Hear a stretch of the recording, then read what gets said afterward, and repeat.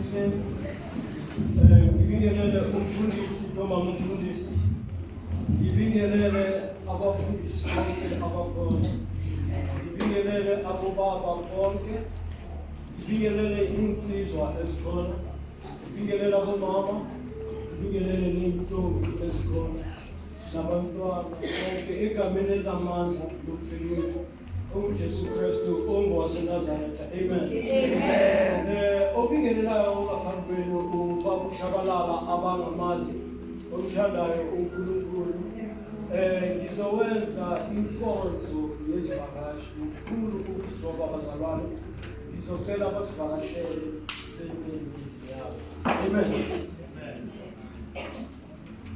Ngiyacela ningasabi ukhululeke nje nimele ngasivakasha.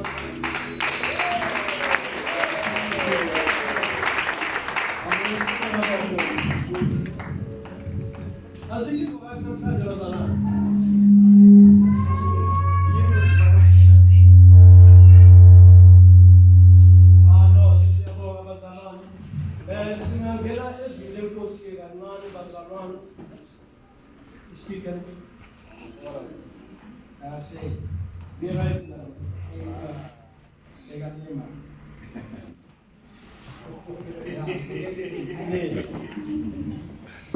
Hallelujah. Bazalwane singavula encwadini yabaseRoma chapter 15 verse 7.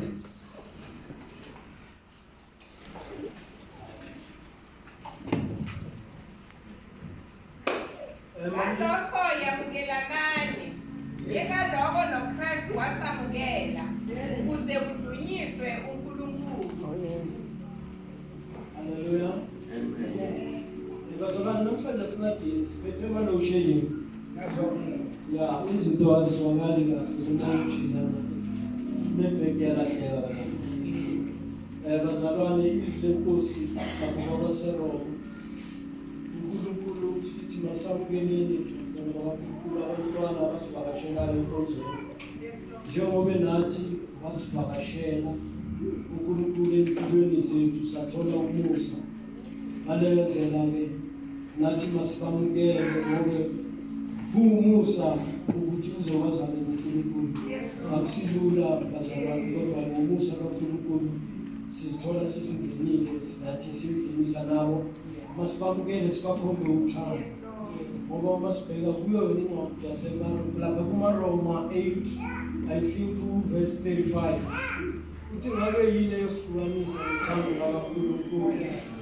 Ngabe ukhambaze, ngabe ukupheka, ngabe inkemba na? Kodwa-ke ukuthi uNkulunkulu ongakibi akusikho sikhali esisebenza uma ungakuJehova.